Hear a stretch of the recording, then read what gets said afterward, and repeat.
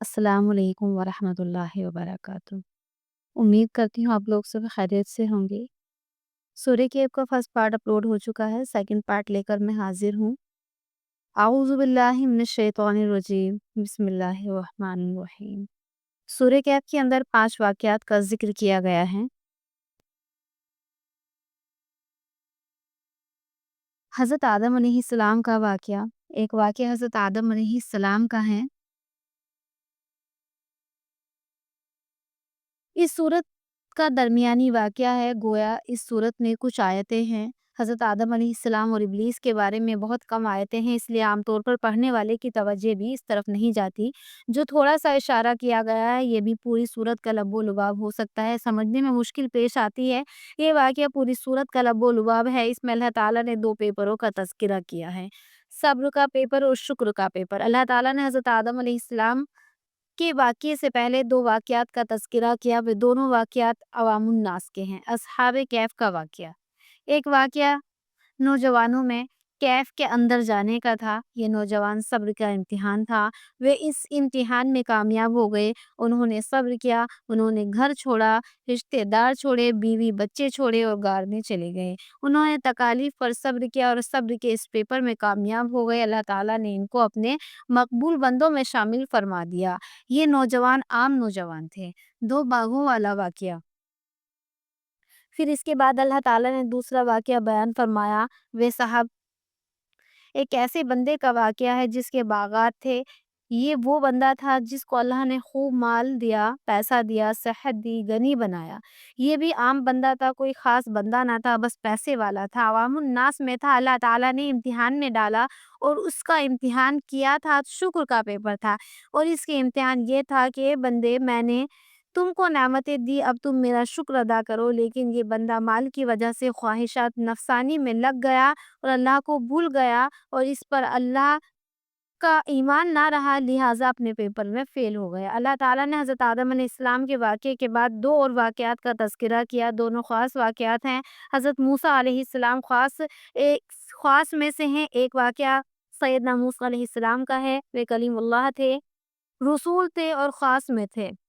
इससे अल्लाह ताला ने सब्र का पेपर लिया। इनको भी कहने वालों ने कहा था कि आप सब्र नहीं कर पाएँगे, नतीजा भी यही निकला। उन्होंने सवाल पूछ लिया और इनके इस पेपर में कुछ कमी रह गई।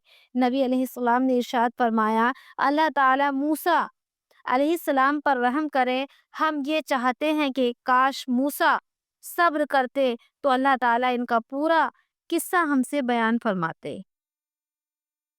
आप ज़रा गौर करें, हज़रत मूसा अलैहिस्सलाम के लिए सब्र का दामन थामना मुश्किल था, क्योंकि वाक़या की तफ़सीलात ही ऐसी थी कि एक बंदा बज़ाहिर खिलाफ़े शरीयत काम को होते देख रहा था और इसकी वजह भी समझ में नहीं आ रही थी कि एक लड़के को क्यों कत्ल किया जा रहा है, एक कश्ती में क्यों सुराख किया जा रहा है, एक दीवार को बगैर उजरत के क्यों सीधा किया जा रहा है। इसलिए वो पूछते थे, ये काम क्यों किया जा रहा है। अजीब बात है कि इनके वाक़यात में सब्र का इम्तिहान बार-बार आया। आयतें बता रही हैं सब्र का इम्तिहान था और वो भी कह रहे थे, अगर तुमने सब्र ना किया, मैं आपको अपने से अलग कर दूँगा। और वाक़ई एक वक़्त आया कि उन्होंने कह दिया, लीजिए मेरे और आपके दरमियान जुदाई का वक़्त आ गया। चुनाचे इस सब्र ना करने पर अल्लाह ताला ने इस वाक़ये का लब्बो-लुबाब निकाला। देखो, ये सब्र इम्तिहान अवामुन नास से भी लिया जाता है और ख़ास से भी लिया जाता है। कई मर्तबा अवामुन नास पास हो जाते हैं और ख़ास पास नहीं हो पाते। कई मर्तबा ख़ास पास हो जाते हैं और अवामुन नास पास नहीं हो पाते। असल मकसद ये बताना था कि आम हो या ख़ास हो, मेरा इम्तिहान सबके लिए एक जैसा है।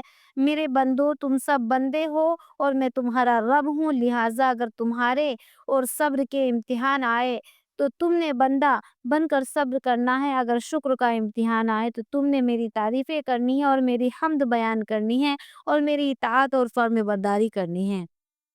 सिकंदर ज़ुल्करनैन का वाक़या, वे ख़ास में से दूसरा वाक़या सिकंदर ज़ुल्करनैन का है, वो भी ख़ास में से थे। यहाँ तक कि सवाल पैदा होता है कि सिकंदर ज़ुल्करनैन ख़ास में क्यों शुमार किया? कोई नबी तो नहीं थे, جواب یہ ہے کہ چونکہ وقت کے بادشاہ تھے، اللہ نے انہیں بڑا علم دیا تھا، بصیرت عطا فرمائی تھی، انہوں نے اللہ کی زمین پر اللہ کے احکام کو نافذ کیا۔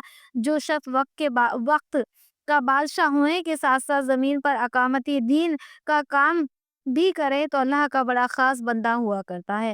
اللہ تعالیٰ اس کو بڑے مقام عطا فرماتے ہیں، اس لیے تو کہتے ہیں اور مسلمان بادشاہ زمین پر اللہ تعالیٰ کا سایہ ہوتا ہے۔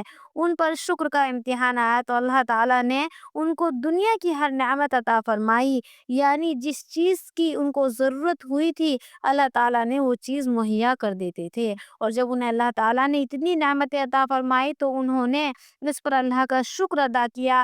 حالات ایسی صورتحال میں انسان کو نفس اور اس کے غرور اور تکبر ابھارتا ہے، مگر انہوں نے اپنے اندر غرور پیدا نہیں ہونے دیا، چنانچہ انہوں نے کہا اس میں میرا کوئی کمال نہیں، سب کمال کرنے والا اللہ ہے اور مجھے اللہ کی فرمان برداری کرنی ہے۔ چونکہ انہوں نے اللہ تعالیٰ کا شکر ادا کیا اس لیے اللہ تعالیٰ نے ان کا واقعہ بھی قرآن مجید میں ذکر فرمایا۔ سکندر ذوالقرنین شکر کے امتحان میں کامیاب ہوئے کیونکہ انہیں اللہ تعالیٰ کی عظمت بیان کیا اور لوگوں کے لیے ایک دیوار بنا دی اور اس پر ان سے کوئی اجرت بھی نہیں مانگی۔ آج یہیں تک، پھر ملتے ہیں نیکسٹ سیریز میں۔ السلام علیکم ورحمۃ اللہ وبرکاتہ۔